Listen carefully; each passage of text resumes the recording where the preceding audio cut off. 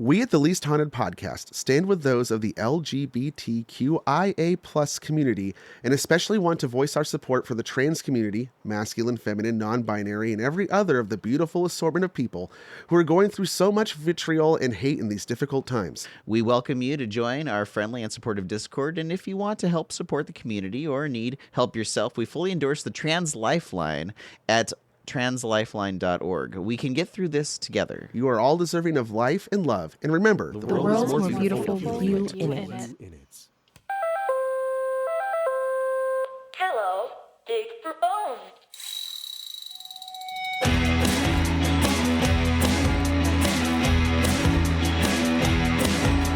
I don't think anyone knows that I'm the one cut off your toes and put them in the drawer with the sock. hello and welcome to the Least Haunted podcast, a place for science, skepticism, humor, and anthropology. We can discuss all things spooky, haunting, supernatural, and sometimes just the plain ridiculous. I'm your host, Cody Franks, and joining me as almost always is ululating under the umbrella of unintentionally unidentified undulating unguents, flailing to flee the falling objects, obviously out of optimal orbits. Oh, Garth. What was the first word in that starts with a U? Ululating. What does that mean? Ululating. Like eulogizing? Ululation is like la la la la la la. It's like excited sounds. Got it. Yep, that tracks. That's me. Hi, I'm Garth. Lovecraft used it a bunch of times to describe the incomprehensible jibber jabber of things. The ululating. Got it. Okay. From the uvula. Yes. Yeah. So this is the Least Haunted podcast. Welcome, everybody. Hi. That moniker came from our Discord, of course, and this time our supplier has a new moniker themselves. Oh. They have evolved Pokemon style. Yes. It is now Monakin. I love that. Still with two N's. Oh, good. Oh, I would hope so. Monakin with two N's. Monokin with three N's. Well, three, yeah, but two at the end. Yeah. And if you like what you're hearing here, Patreon. We have a Patreon. Oh, yeah. Support us on Patreon. You can do that. So we don't have to take money from shady nefarious. Oh, boy. Yeah, if you get on Patreon, you can listen to our Polterbites, which is our secondary little mini episode that we always do to start off, just to warm up for each main Least Haunted episode. And Cody's got a hell of a story that he told me about somebody trying to court. Yeah. Oh, it's great. It's good. I won't describe it too much. It was the most fun I'd ever had telling someone to go fuck themselves. Yeah, it's amazing. All right, well, it's July. Summer is officially fully underway. And when you think of July, what is the first thing you think of, Garth, other than your birthday?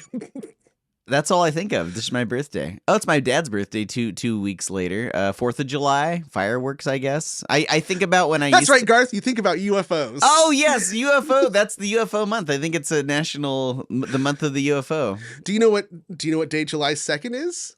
That is my birthday. No, it's actually that's right, Garth. It's International UFO Day. I have my notes to cut Garth off. I was like, before you can say it's your birthday. But yeah. That's right. It's International it's your UFO birthday. Well, it's International UFO Day. And if you're listening to this on the day of its release, then you're listening to it on the 4th of July. And of course, you know what that means. We're going to live on. We're going to survive. Today, we celebrate our Independence Day. Welcome to the Least Haunted's UFO Month. All right. We're kicking it off. Yeah, so we don't do UFOs or aliens very often on this show. It's kind of like my least favorite of the Least Haunted. Well, aliens aren't really strictly haunted. No, exactly. Super paranormal? No, it's beyond the normal for Earth, maybe. Yeah.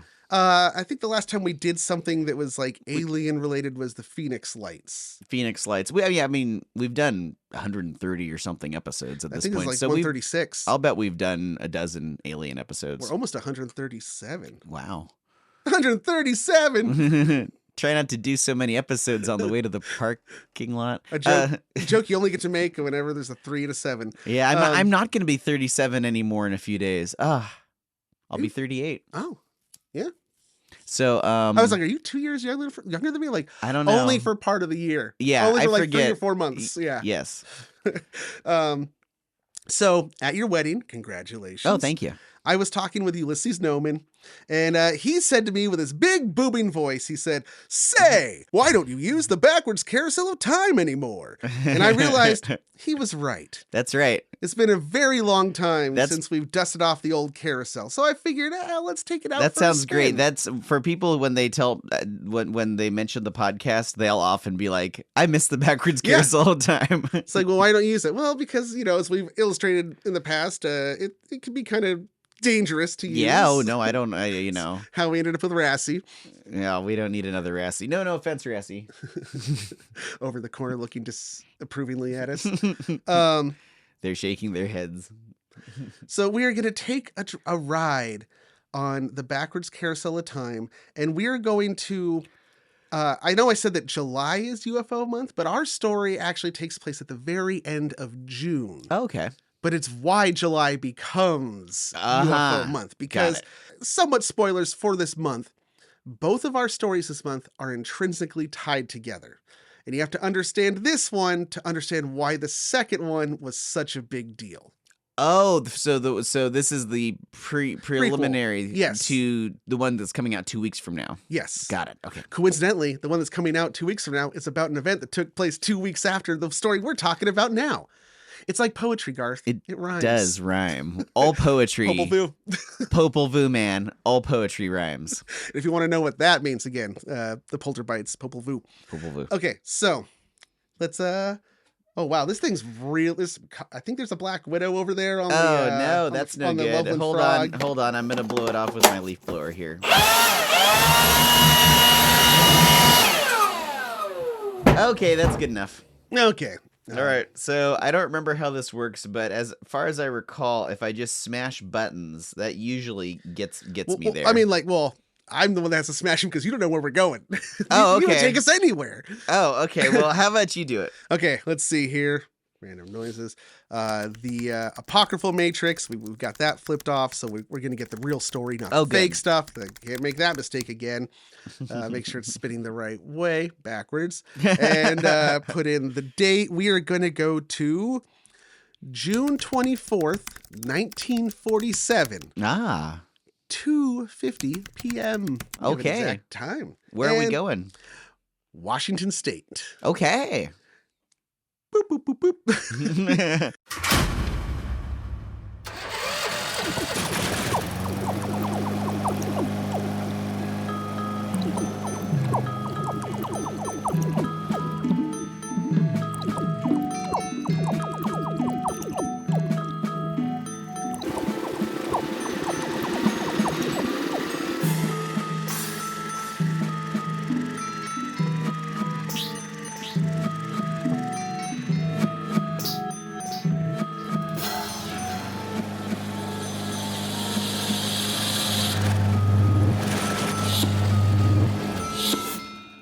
Oh.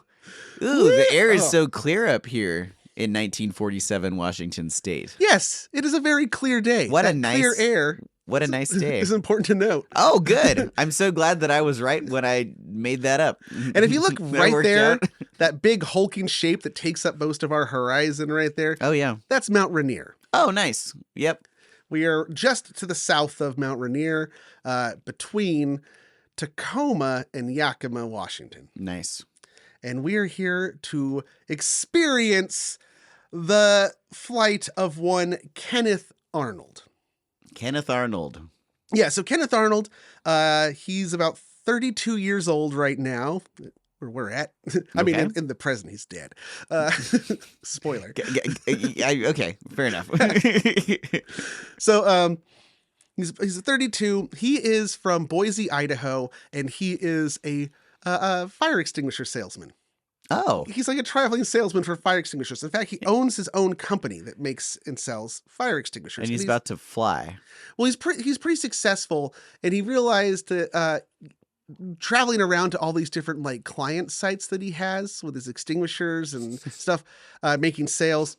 It's a lot of mileage on a car, and he already kind of had an interest in flight. And so a few years ago, he bought himself an airplane. Like a little one-man plane Yes, kind of a It thing? is I can tell you the name of A Cal Air A2 light airplane. Does he have a bunch of fire extinguishers in the back and he's just flying from town to town? That was the thing I didn't understand, because the way this story plays out is that, so he has the airplane so that he can go to various places and kind of hop around the Northwest between Idaho, Oregon, and Washington, and selling his things. He had just finished up a job or a meeting at an Air Force base or a military base outside of Seattle. He is on his way to an air show in Northern Oregon, but he's going to go by way of Tacoma to Yakima to refuel. Oh, okay. And then down to the air show. And on his way, he happens to think, you know what I'm going to do is I'm going to spend a little time, maybe about an hour, on an aerial treasure hunt. Ooh. And what I mean by that is that several months ago, December 1945, there is a Marine transport, by which I mean they are transporting Marines. Oh, that's what you meant? Yes, not Okay. like it's a boat transport. Oh, these are Marines who aren't actually Marine. Yes, like the Armed they're Forces ground. Marines. Yeah. Yes. And they are from San Diego, and they are being transported up to that base near Seattle Okay. in an airplane. This airplane encounters rough weather, disappears.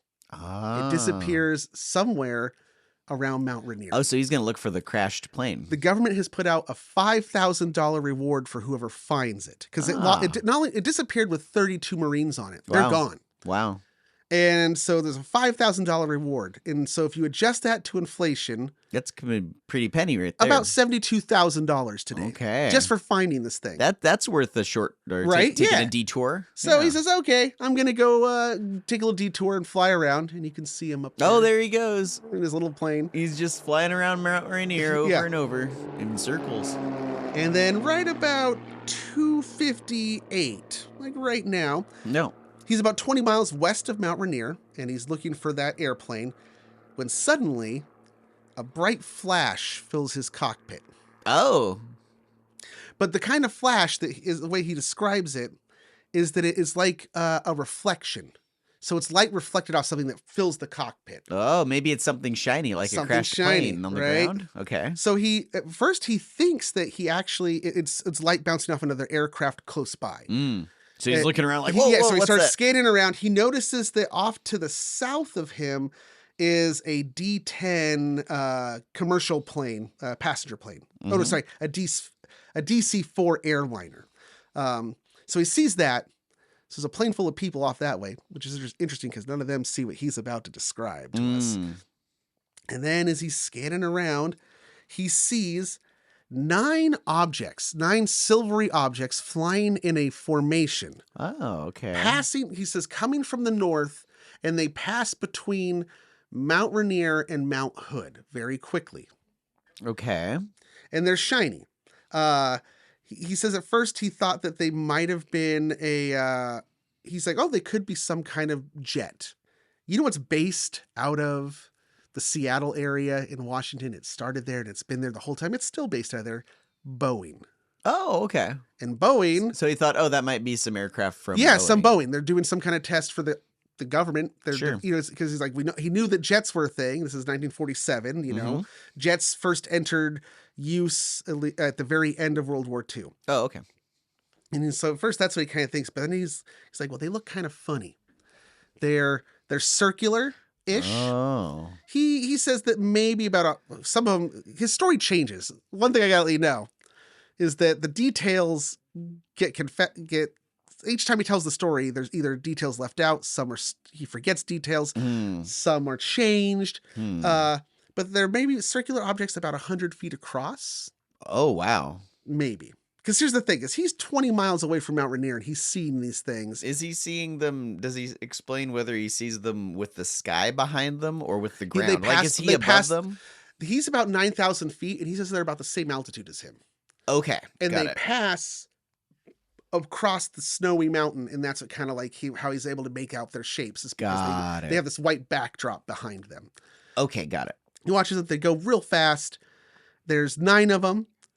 He says they're flying in an echelon formation. And I'm like, okay, so echelon, what's that mean? Diagonal line. Oh, okay. That's the formation. Like Okay. one half of a flying V of geese. Got it. That's an echelon. Okay. So they're staggered. Mm-hmm. He says there seems to be 5 that are out in front, leading the way, and there's 4 more behind, and that they seem to be flying kind of erratically. Oh, In the sense that like they kind of they like wobble. They wobble. They might be turning around, and that's what's Oh. causing the light to flash at him. Okay. Okay. And the thing that startles him, or kind of he thinks is odd, is he doesn't see any tails on them. Like there's no like tails that would come off of a jet. Circular, no tails, Yeah. wobbling. And eventually they pass off to the south out of distance.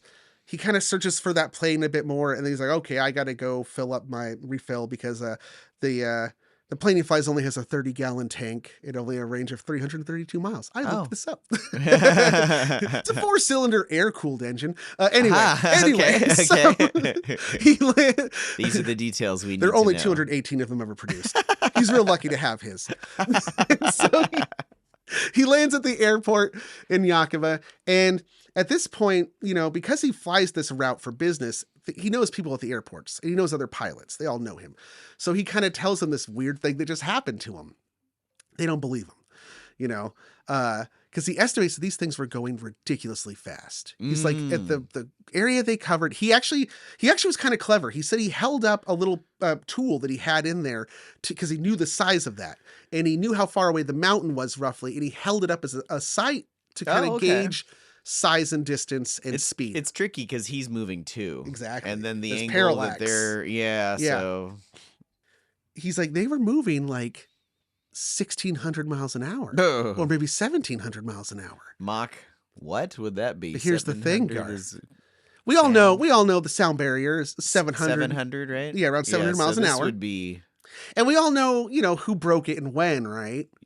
Chuck Yeager. I should. Okay, yeah. September 1947. This is June of 1947. Oh, There's nothing that can go. nothing's gone faster than sound yet. Yes, and these things aren't just going like Mach 1. They're going like Mach 3? 3, yeah. If it's 20 something. Okay, yeah. wow. So they are going faster than anything should be going on Earth at that point. By the time he gets to the next airport, somebody's already like radio ahead and told them kind of the story, like probably like, oh, tease Kenny when he lands about the things that he saw. And he tells the story again. This is on the 24th. That gets picked up by June 26th, and 2 days later when he's back in Idaho. This has already been covered by, it's like gone national news in 2 days. Wow, just from his one And this is where, this is where the key descriptive element of it, which is going to explain a whole bunch of other shit for the rest of like 20th century UFO sightings. And this is where it all begins. This is like the moment, your ancient Sumer. This is like where the cradle of civilization. It starts here. He described the flight pattern to the first like interviewer or press person. He says, they flew in a manner like a saucer skipping on water. That's that wobble. That wobble. Okay. And that they kind of like, they were doing. It looked like they were bouncing off of something. Yeah, they're just flying. He also said that it was kind of like the tail of a Chinese kite, the way it would spin around and stuff, right? So he's describing the motion. The motion, not the shape. Okay, bouncing like. It's still odd that he said saucer. Yeah, like not stone. Yeah, because you can skip a stone on water. Yeah. But I guess That's you what can most people skip would a saucer More on people water skip too. stones on water than have skipped a saucer. I kind of want to try to skip a saucer now and see if it works. Yeah, they don't pick up on the tail, the kite tail thing, Right. But that gets passed on as described as saucer-like objects. He Ding, did say ding, he did okay. say they were circular.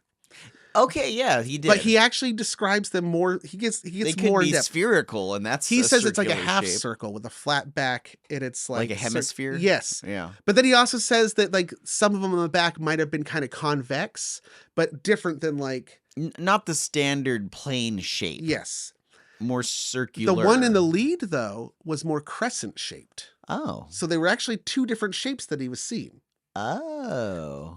But they pick up on this saucer detail, and by the next People run with it. by It the like captures two the iterations later, imagination. suddenly it's flying saucers. Wow. This is where the description And the whole concept of a flying saucer begins. I always thought that it would have been like made up by somebody coming up with a novel idea for a shape of an alien spaceship, and it would have been like a fictional. Yeah. But this actually originated from someone's observation Being misunderstood. Yes. Wow. And then once this becomes national news, everyone starts seeing flying saucers. This becomes a mass hysteria event. Yeah.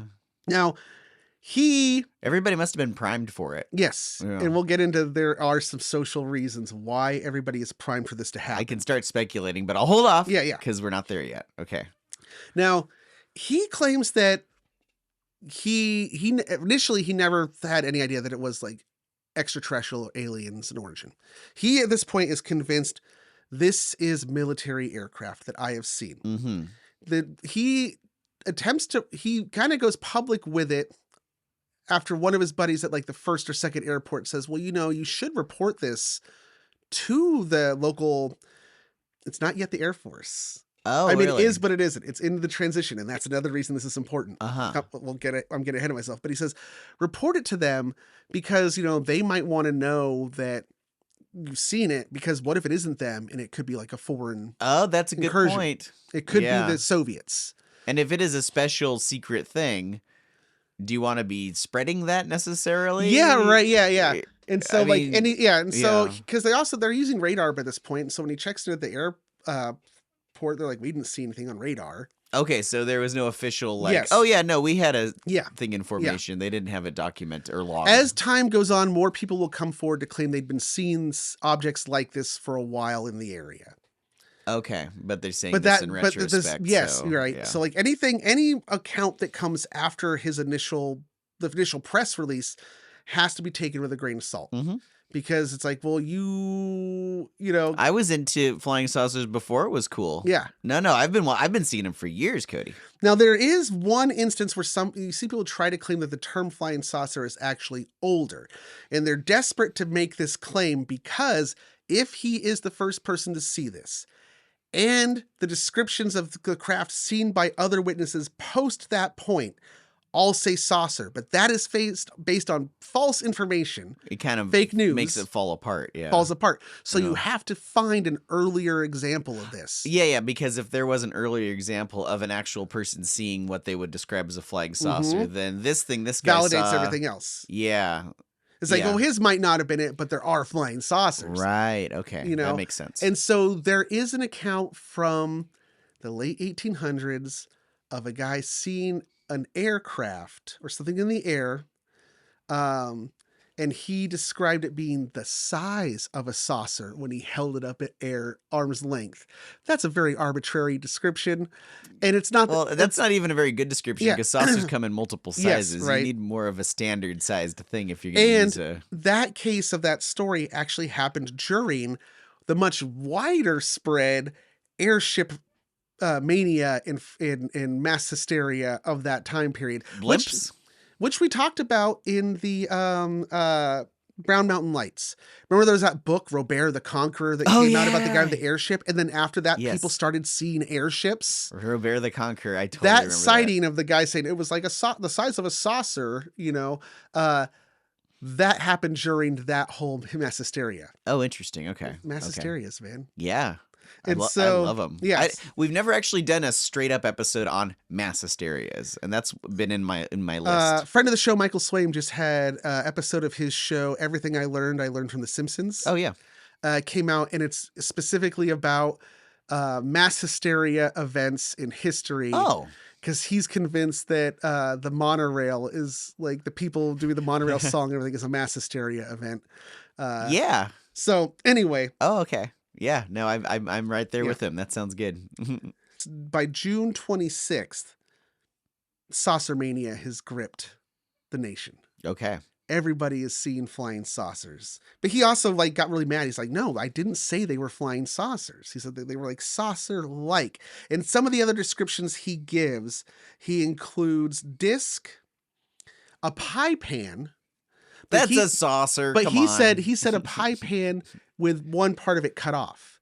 So one of the drawings he does of it looks like the heel of a shoe, where it's like really round and then flat. A half circle. Yeah, but kind of elongated. Okay. Right? As it turns out, there really were experimental aircraft at that time Oh. that had that shape. Wow. I'm surprised that sounds so not aerodynamic, but okay.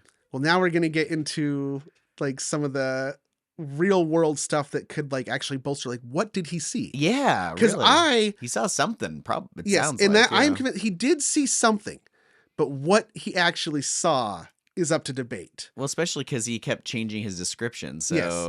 And just so you know, the military does investigate and interview him and starts an investigation that will have long, far-reaching repercussions. Okay. But first, is it too early to dig for bones? Oh, no. I think we're right on schedule. Okay. Let's dig for some early bones. Saucer-shaped bones. Bubble Vertebrae?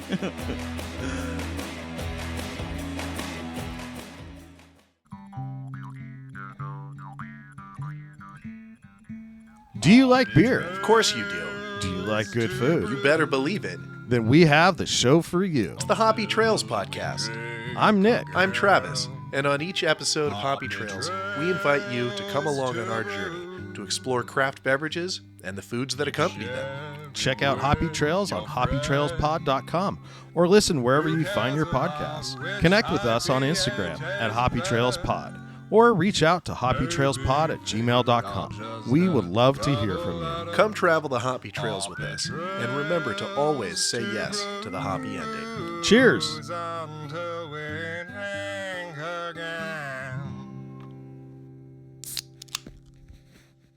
What was that laugh? I asked myself. I'm trying to recreate that as much as possible. I don't think I've ever laughed like that in my life. That was new. What is that? This is my new laugh for 2024. Your new laugh.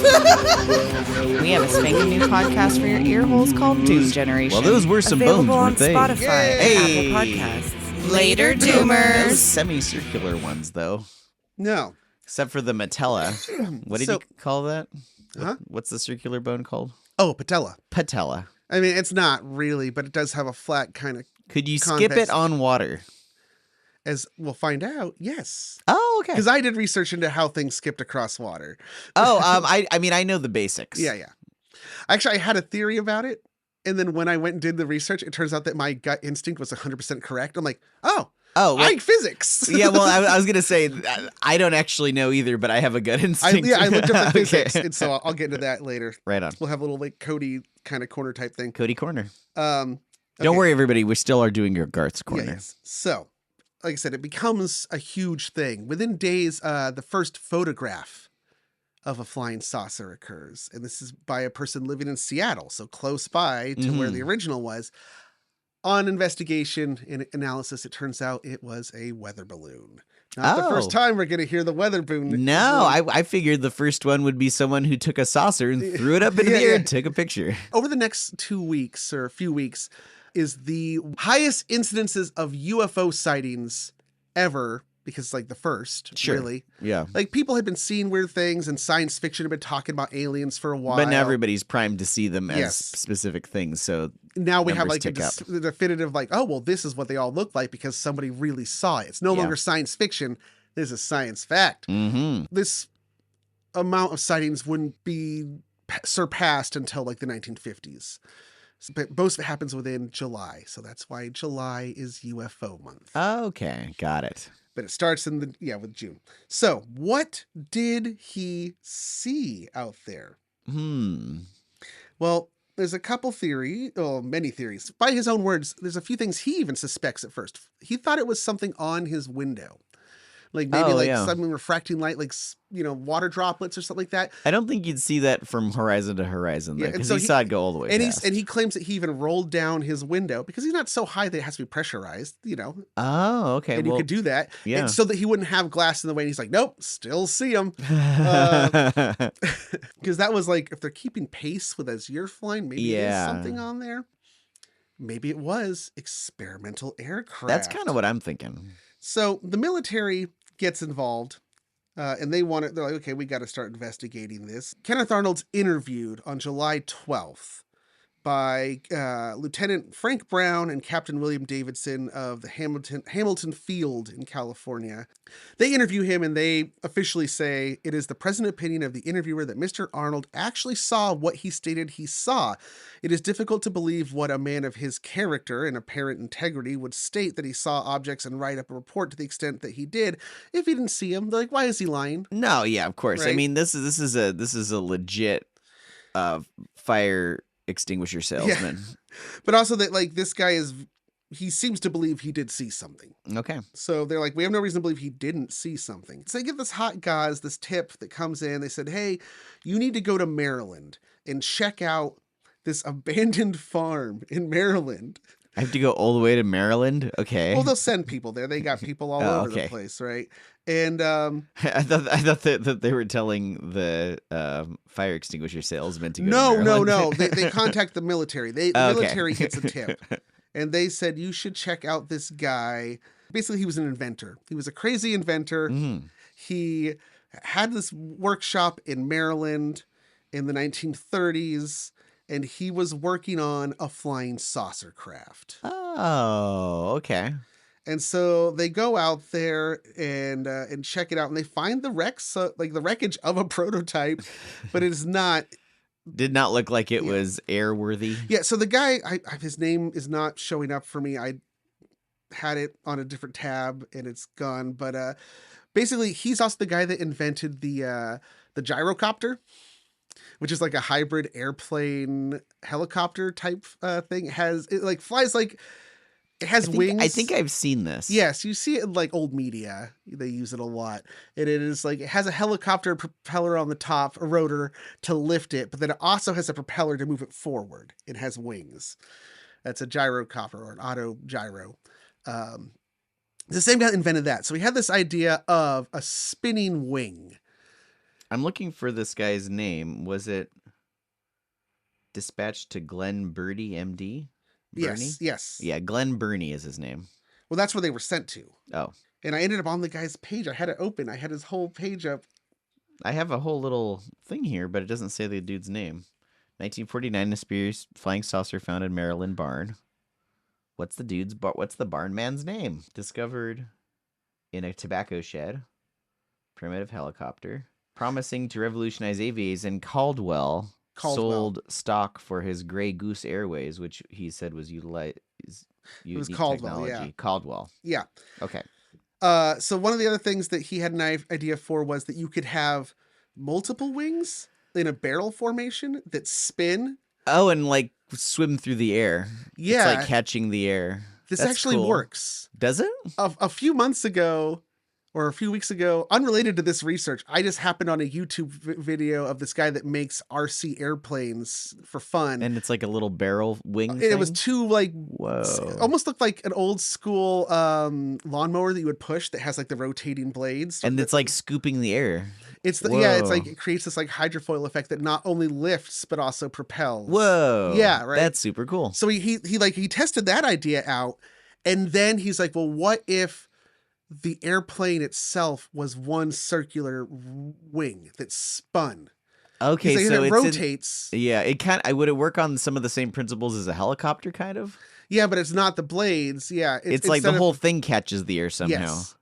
Because it is like you just take the wing of a plane and just wrap it until it is one. You disc. need some kind of a stabilizing part, like how helicopters have the other little guy in the tail that kind of holds the whole thing from spinning. There is a toy. Did you ever, when you were a kid, did you ever have that Frisbee that was like a ring?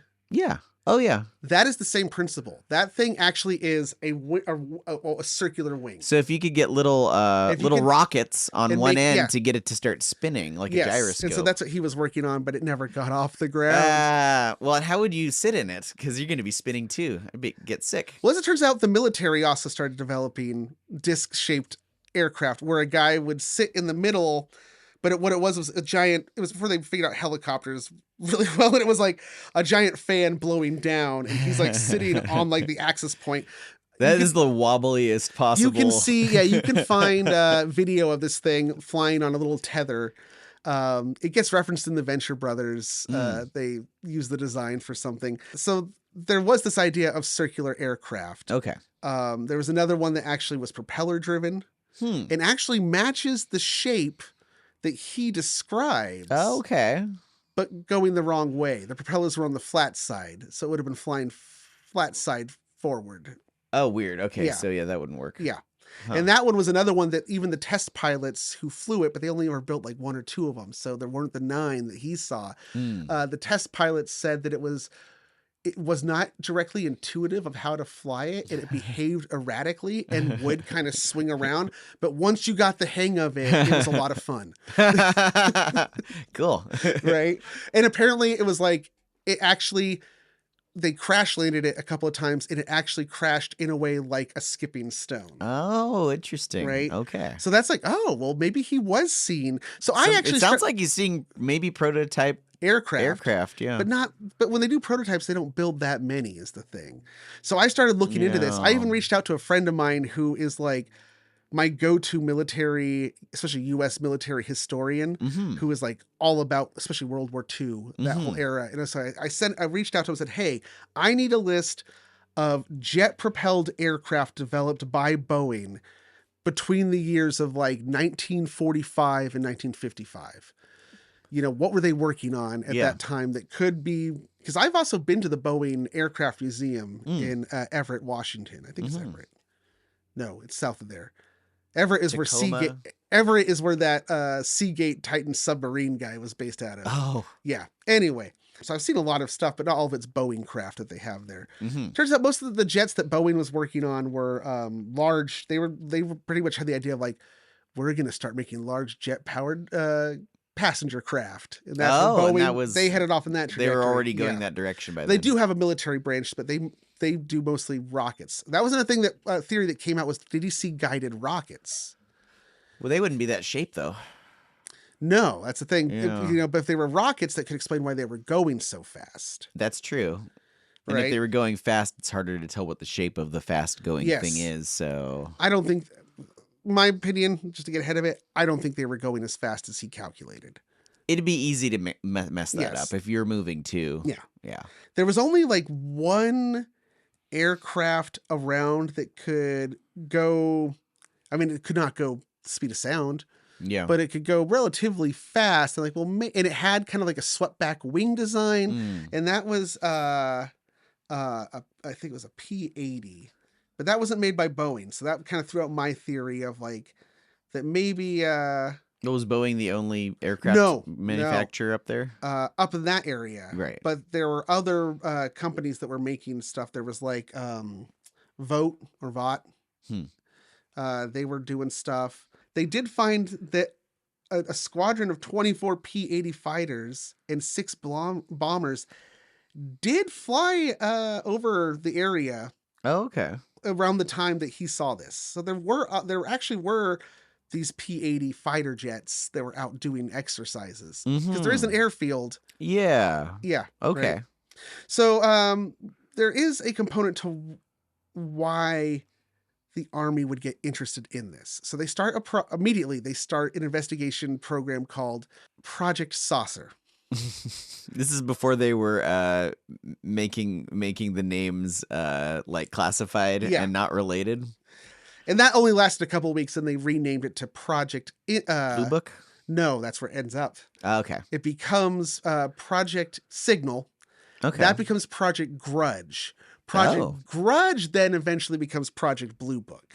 I like how they just keep changing the names. I don't know why. Yeah, I don't know. It's fun for them. But here's the thing. June 26th of 1947. So, the sighting's on the 24th. That is the official day when the Air Force is officially born. Oh, wow. And becomes a separate entity from the Army. Oh, got it. And when that happens, the Army and the new Air Force are competing for funding. Well, and because they used to share a budget. I seem to remember a story, and I don't know if it was something we covered on the podcast or came up elsewhere, where there was a lot of shuffling around when the Air Force was invented, and like not all the documents like transferred over, and it was just a bureaucratic nightmare to separate the two. Yeah, and so part of the act that kind of like split them up meant that they had to now compete. Well, they get less funding individually, but now they have to compete Right. for the funding that they're going to get. Okay. And so there's this thought process. This is where the conspiracies start to come in. We'll get more funding if we can say we're researching flying saucers. Well, what is the bigger, what's the more likely threat that's going to happen to America is, well, the idea is the Cold War starting, so we're afraid of the Soviets, Russians, the yeah. Soviets, right? How are the Soviets going to invade? Is it going to, like, the army only kind of would really apply once they're on the ground. Right. How are they going to get here? But aircraft being a relatively new thing, It's like they're going to come by. It's over. like it's either the Navy's going to get them by sea, Yeah. or they're going to be coming by air. Mm-hmm. The Army doesn't really factor it until they're already here on the ground, Right. right? That makes so sense. the Air Force is like, logically, we need Give the us the funding money. because look, there's these strange aircraft flying around that are Oh. most likely Soviet or Chinese aircraft, and we need to like this arms race. So they have an interest in talking about these as being a threat from the Soviets because they're going to get more money Yes. if they can get people Yes. worried about that Yeah. potential. And so as people and the public is seeing these flying saucers and it's going crazy, everybody's seen it, that just makes it even more of a case where they can point and say, see, we Yeah. need the money. We need to like keep up. We Yeah. need to beat whatever this is. Cause you know, it's like, we can tell you right now, nothing on earth can do what these are doing. So either the Soviets have like gotten up, they never really kind of come out and say like, oh, you know, we need to protect ourselves from space. That never factors in. I don't think Sputnik had happened yet. No, That but wasn't what they are later kind of on. doing is like, it's like, sure, aliens, wink, wink. It's like, it's the Right. Soviets we need to be worried about. Mhm. And so there is this financial interest for the Oh, Air that's Force super interesting. Yeah. to kind of keep this going in some capacity. Also, if everybody's seeing flying saucers, that provides cover for the stuff they really are doing Mm-hmm. because they're up to stuff. Oh yeah. And we're going to get into that into the next episode. They are totally up to something. So, you know, it still doesn't explain what he saw. No. So Not for sure. another likely candidate is that these things might not have actually been moving like he thought. There's parallax going on. Right. There is around Mount Rainier a phenomenon that has been seen, these lenticular clouds. Oh yeah, I've seen photos which are of this. disc shaped that happen over mountains. That's right. But there's also inversion layers because of the nature of, I mean, Mount Rainier's a big fucking mountain. I think it's the second tallest of the Cascades. It's a big one. I don't know ranking wise, but Yeah. it's one of the big ones. Yeah. Yeah, no, it's the tallest. It goes Mount Rainier Mount and then Hood's one Shasta of is them. the second tallest of the Cascades. Okay. But it's huge. I mean, you can see it from Seattle, which is like almost like 80 miles away. You can see it from all over that part of the state of Washington. It's fucking huge. And so it has interesting weather patterns that happen on it. In these inversion layers that can create the lenticular clouds. But here's the interesting thing about these clouds. When viewed from above, because an inversion layer is the same thing that allows you to see mysterious mirages of puddles of water. Okay, so it's reflective. Yes, it's Yeah. reflective. The inversion layers in these clouds are reflective when viewed from above. So that would make it look like shiny metal because it's Yeah, reflecting or water. the sunlight. Yes, right. Okay. That's really interesting. They also can move very quickly. The temperature things can fluctuate, so they can be there 1 second and then they can disappear. Well, and it would explain because he saw several of these and they were different shapes. Yeah. It could be any shape. Yeah. Yeah, if it's a cloud. Yeah, and they were like Ooh. moving weird. They were flying kind of erratically, he said. It's like, you also can't rule out that Wow. like he himself isn't, as he's focusing on them, isn't moving his plane around. That's he true. has a false sense That they that look he's like they're level. wobbling when he's the one wobbling. Yes. Yeah. Wow, that's a good one. And then the speed like that. his speed, this aircraft doesn't fly that fast. Mm, I think it's only like 200 to like 300 miles an hour. It's slow. Yeah. It's a pretty slow aircraft. It's a little single engine thing. But there's still this idea that like, yeah, he could be misconstruing how fast they're going based on how fast he's going. These are all points that can be applied to the present day UAP phenomenon. People were seeing strange UAP unidentified aerial phenomena. Yeah. UFOs, we don't call them that anymore. It's now unidentified aerial phenomena because that's more umbrella-like and the catch term. euphemistic treadmill goes on. Yes. And in a lot of those cases, you start hearing it's the same story as the Kenneth Arnold situation where it's like, we don't know what kind of aircraft they've developed. Or I've even heard ones where people say, well, this like scientist patented an idea, this inventor years ago for a device that could explain what we're seeing now, these really fast aircraft. Well, it's like, that was the same thing that happened back then. They said, hey, there was this inventor. Oh, that's interesting. It's an updated version of the same. Of the barn It's guy. like the same things. The whole scenario is playing out. Oh, that's super interesting. Over again. It's history repeating. We are repeating this cycle again. So for all of you who've been wondering why we haven't covered the UAPs, this is sort of a little version. But there's not a lot to talk about, really. No. But pilots there have the last been, few years but there have have seen been weird things. Right? Government investigations that are like on record. There have been Senate hearings and congressional hearings. And we're talking about in the last 5 years. Yeah, especially in the last. Well, it always seemed to come up when Trump was in court. Yeah, it seems to happen every time we need a nice distraction. Yes. Suddenly there's more UAPs. There's only one political party that keeps calling for these investigations. That's kind of interesting. It is interesting. That is interesting. I just don't buy a lot of the evidence that comes up. These videos. It's like, I've seen them. Yeah, it's hard to trust. It looks like optical weirdness to me, but I don't know. I think a lot of it is parallax. It's like, well, if you're in an aircraft that's traveling at Mach 2 and somebody's in an aircraft at Mach 3 and you're approaching each other, wouldn't your speeds then add together? Yes. And you would seem like it's going even faster, right? Yeah, of course. That's how that works. Yeah.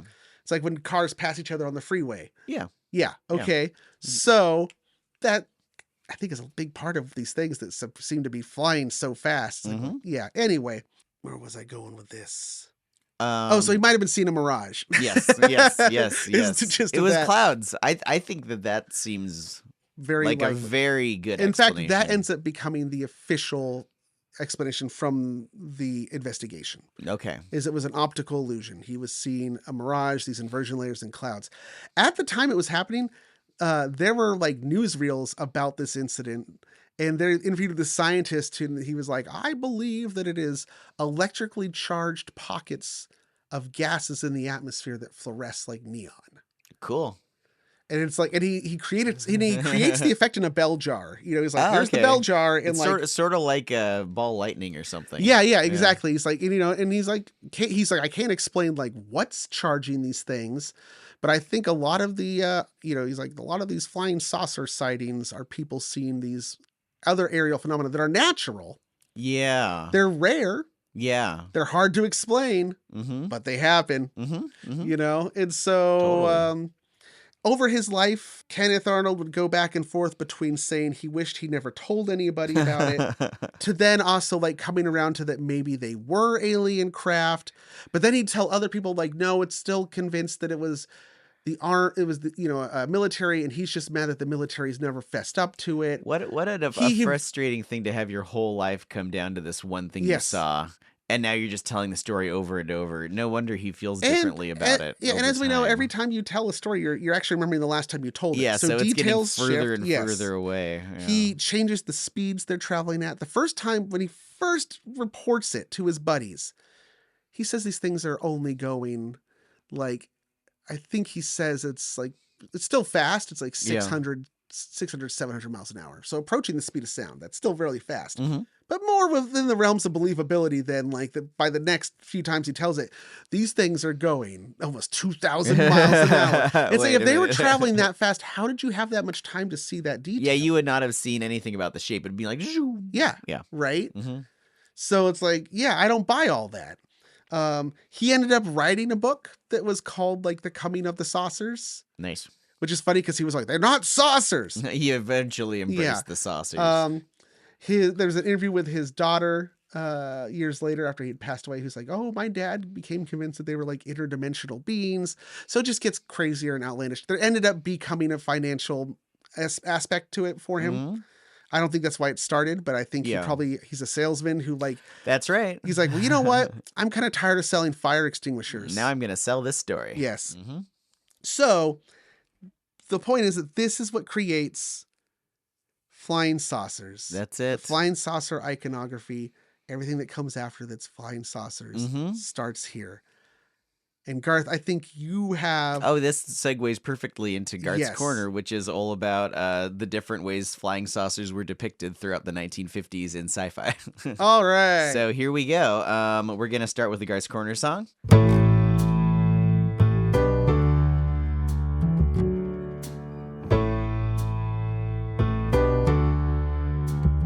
A flying saucer landed the day the earth stood still, and it became a new Washington monument.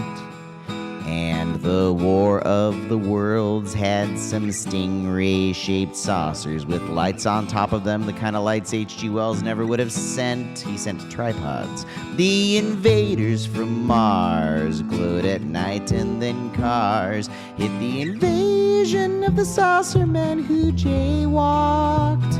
But when Earth versus the flying saucers align and then spin and crash with Plan 9, I'm gonna give you a mashup that rocked. In Garth's Flying Saucer double feature corner. I'm calling it a double feature corner because we're playing a two-part sound collage called the Flying Saucer. In Garth's Flying Saucer Corner Radio Show.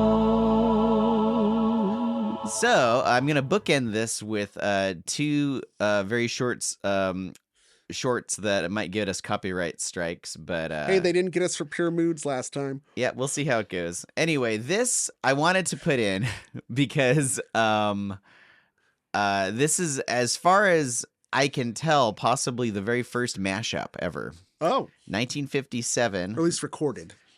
Oh, They sure, might have yeah. been doing it on stage and live Oh, performance. for sure. So this was Buchanan and Goodman. They're DJs, and they did this mashup where they did a little parody of War of the Worlds, and they just stuck. How novel. Yeah, I know, right? They just stuck little clips from popular songs in it. So this is only a couple minutes long. So I'm going to play the first one, and then when I'm done with Garth's Corner, we'll play part 2. So here we go. We interrupt this record to bring you a special bulletin. The reports of a flying saucer hovering over the city have been confirmed. The flying saucers are real. Feel well, I feel what my heart can't conceal. That was the Clatters recording. Too real. We switch you now to our on-the-spot reporter downtown. Come on, baby, let's go downtown. Take it away, John Cameron. Oh my God, they're using sound clips like we do. Yeah. This is the original. Would you tell our audience what would you do if the saucer were to land? Thank you. And now the thin gentleman there. What I'm gonna do is hard to tell. The gentleman with the guitar. What would you do, sir? Just take a walk down the street. Thank you. We return you now. This is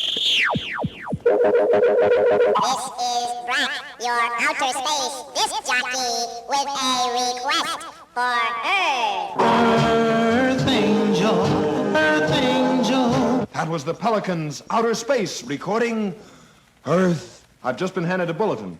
The flying saucer has just landed. We switch you again downtown. Here we are again. We have with us Professor Sir Cedric Fentingmold of the British Institute. And the professor is approaching the saucer to see if there's possibly any sign of life aboard. Well, I'm sure something. Are you there? I hear you knocking, but you can't come in. That was Laughing Lewis's record. Knocking. This is John Cameron on the spot. And now I believe we're about to hear the words of the first spaceman ever to land on Earth. And now, here are the bowl scores. 4-3, 6-2, and 8-1. The impact of seeing the first spaceman has this reporter reeling. Here I go reeling.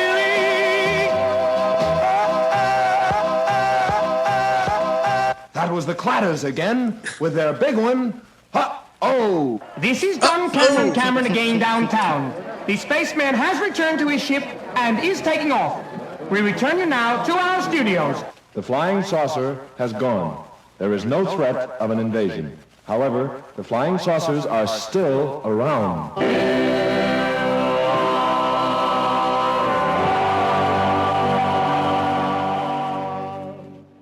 So yeah, that was part one of a little EP that they released. So I decided to go through some of the old sci-fi B movies of the 1950s just to like look at the different ways Hollywood decided to do flying saucers. The first and how many one, times they probably referenced it. Like they probably say the phrase. Oh, the very first one's called The Flying Saucer, 1950. Okay. And so here's what this one looks like.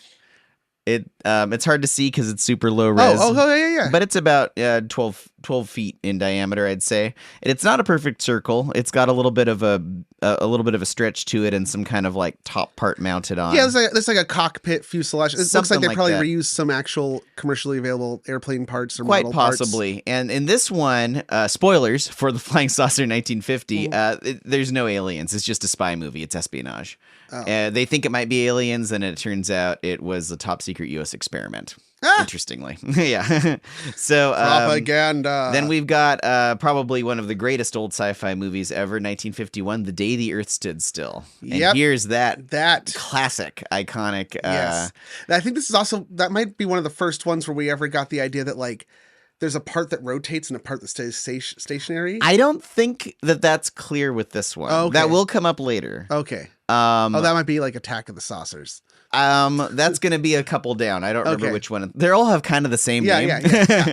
But this one is kind of smoother. It sort of looks like the top of the original Starship Enterprise, maybe. So very smooth white. Within 4 years of the first flying saucer. That's right. And so this is the one that lands right in front of the White House, and we're all...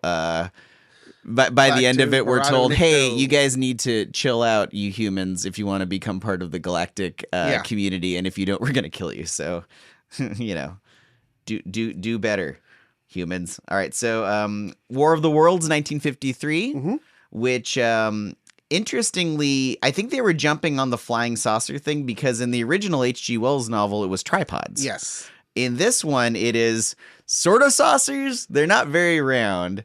No, but they look kind of like bicycle seats. But those, if you take the antenna off of them and you just kind of looked at those, that's kind of the shape of the lead craft that Kenneth Arnold there described. You go. Yeah, there's it's sort of like a semicircles. Semicircle boomerang thing. Yeah, exactly. With little glowing glowing green sections to them. And that was War of the Worlds. That's actually in color. A lot of these some are black and white, some are color. At the end of that movie, there's a church where they all hide in.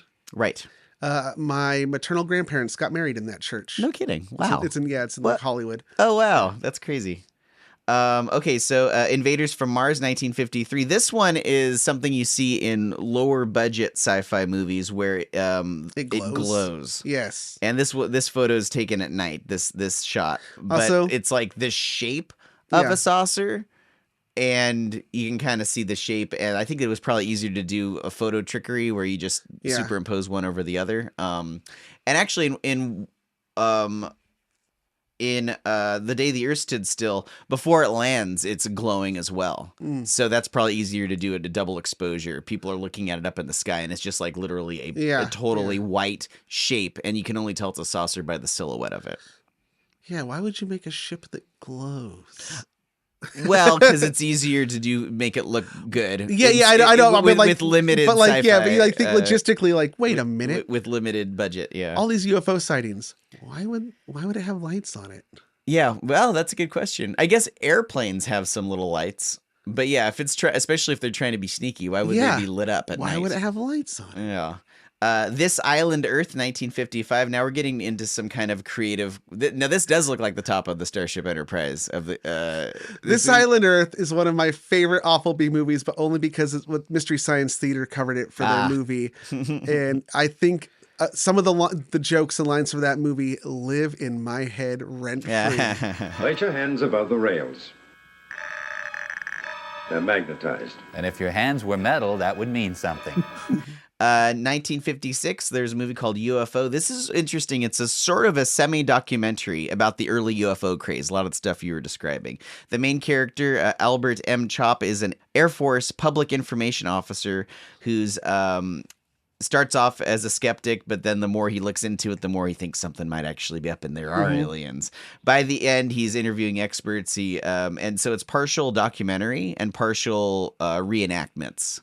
So it's like it's stringing together actual news coverage, archival footage along with a narrative that basically leads you toward the end to be like, there are aliens. Yeah. We get Forbidden Planet, 1956. Very different plot because it's like on another planet, but they've got a real classic.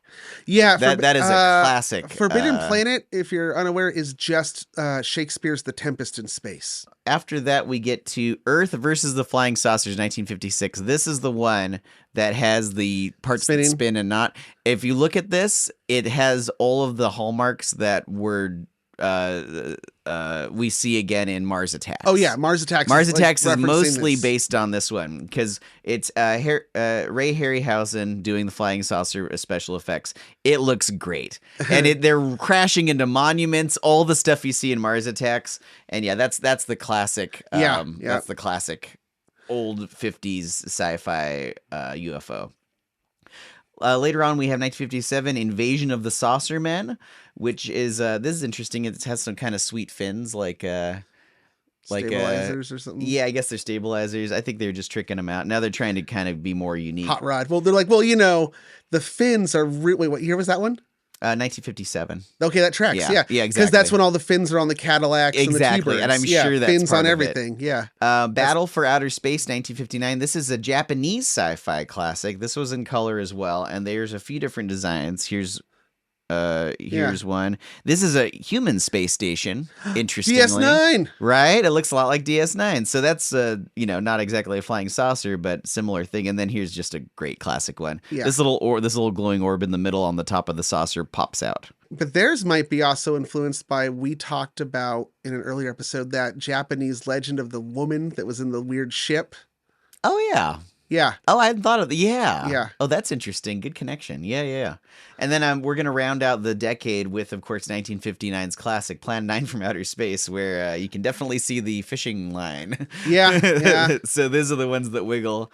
I mean, that's like just a trope of bad sci-fi that you can see the strings and it's dangling off the very center of the flying saucer. So and flying saucers just carry on as part of the pop culture. So I know, like 1979, there's like a proto-punk song called "Flying Saucer Attack." Mm-hmm. There's lots of novelty songs in the 50s about three little men and a flying saucer. Doodly-doo. Yeah. Yep. And then there's the "I Want to Believe" poster in X-Files. That's right. It's a flying saucer. Yep, that's a flying saucer, and I mean it goes all the way. And I could have listed dozens and dozens more over the years. Yeah. I stuck with just the 50s, but I mean it goes on through, like I said, Mars Attacks, Independence Day. Yeah, those are variants, but they're saucer-y, and the big ones in Independence Day are circular flying saucers. And it goes on to now. I mean that's just and all because be with us. All because some guy in an airplane, trying to make some money by finding a wrecked aircraft, saw a mirage. Yep. Described it with a poor choice of words. People didn't understand what he meant. And then he eventually owned it and just went with it. And then because of that event, people start seeing these things. So we're going to end Garth's Corner with part 2. This is the B-side of the flying saucer. Here we go.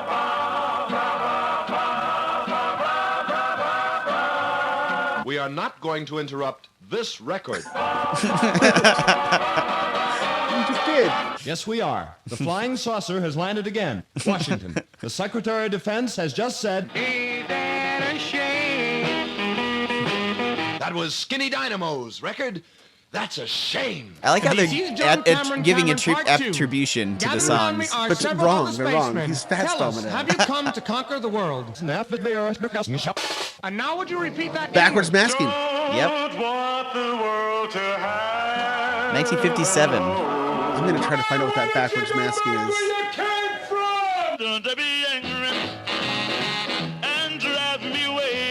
We return you now to our studios. Here is a news item from Washington. The president has just issued a statement to the spacemen, and we quote, "You can do anything but lay off of my blue suede shoes." That was Pa Gherkin's record.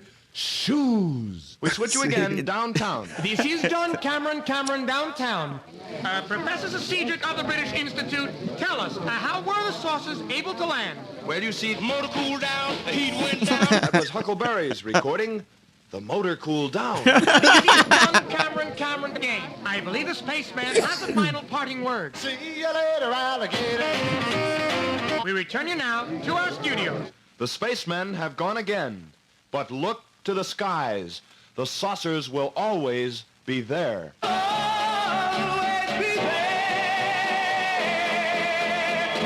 Goodbye, Earth people. So what you're telling me is skibbity toilet. Sure. But that was interesting in that they were for sure sued for that because they used a whole bunch of clips from songs without any permission. Yeah. And it went to court and all this stuff. Eventually they got off because parody. it was considered parody. And, yes, they used clips, but it was in a new context and creative. So that was the first instance of a whole throughout the 50s DJs and 60s taking little bits of songs and making it into a new thing. Because I've heard many other, not necessarily flying saucer related, but many other joke things DJs did.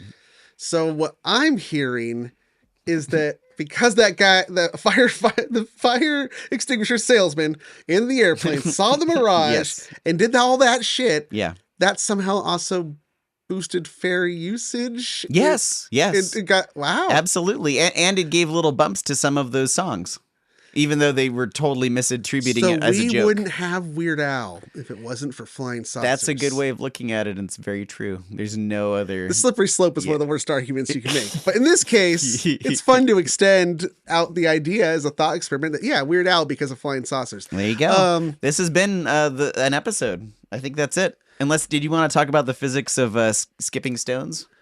Stones skip when they hit things very obliquely. It's just it's that when you throw them, so they have to hit at a certain angle. Yeah, if it's too steep, it'll just go into the water. Turns out 20 degrees in and 20 degrees out is the ideal angle. There you go. And part of it, you have to add spin because it gives it a gyroscopic. That's interesting because stability. when I've skipped stones, I don't necessarily try to give it a spin, but maybe I'm I'm doing it inadvertently. Spin is key because what that does is, as it bounces off the surface of the water, more of the surface is getting an extra boost of movement. Well, it's the same way a gyroscope doesn't fall over. Oh, it stabilizes itself with each bounce. It's almost like it's throwing itself. Is that because the weight is spinning, the mass is spinning, it wants to keep going forward. How many skips have you ever gotten? Me? I'll bet I've gotten 4 or 5. I've gotten little one, like you get a couple big in the little ones. The record is I think the record is 89. That's crazy. And it's from It wasn't like molasses, and it's just like an something. old guy who looks like Max, like your buddy Max. This is an old guy, and he is from like Tennessee or Kentucky, or he's like from some backwoods thing.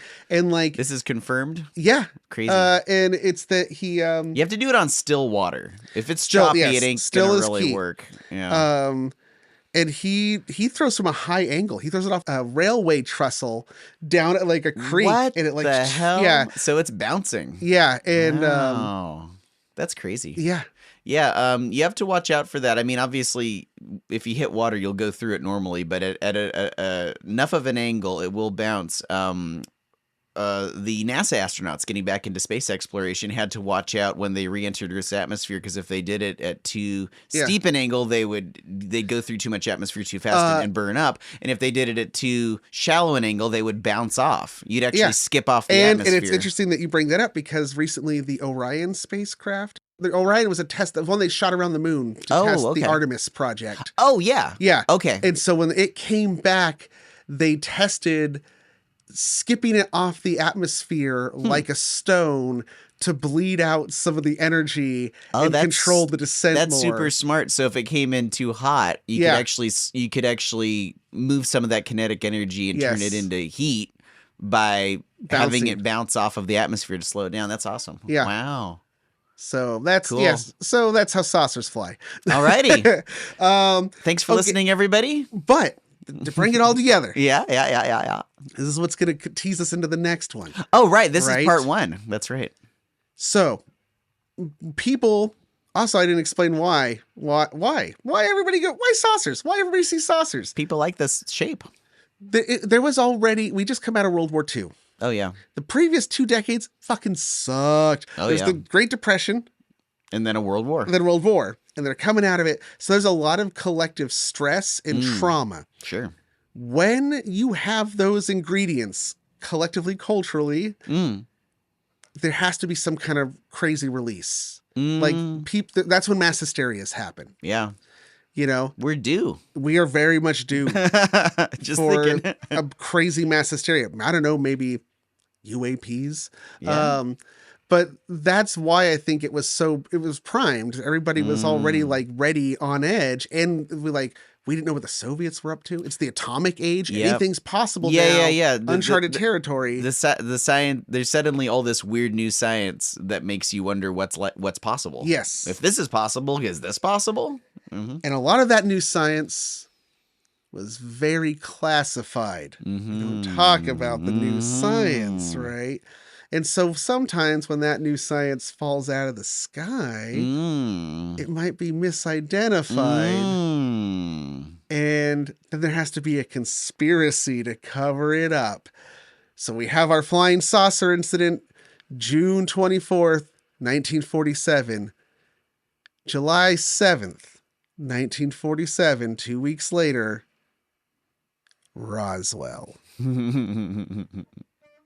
But that's for next time. Alrighty. We need to thank our monster squatties. Hey, you squatties. Hey, Our y'all out there. producers. You loyal and They're the flying saucers. you saucer, you flying sausage. I should probably play an instrument. I wish I had a theremin. We do have a little tiny theremin. Yeah, but it's not in good shape for that. Okay.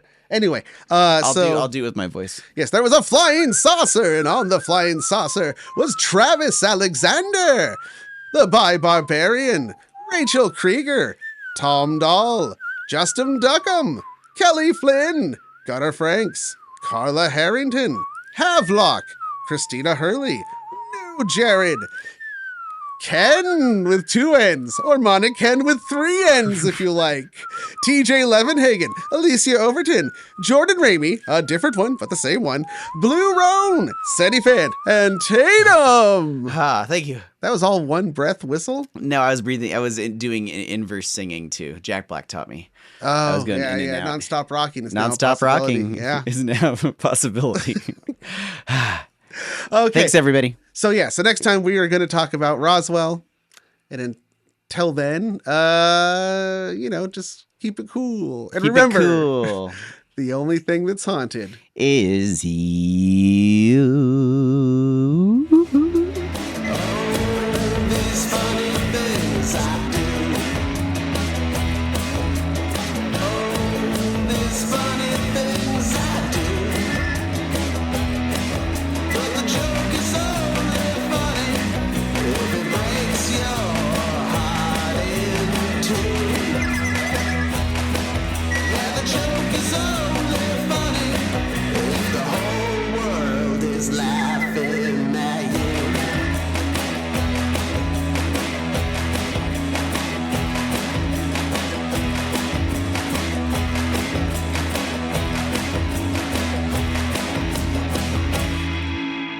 Hey, goodbye.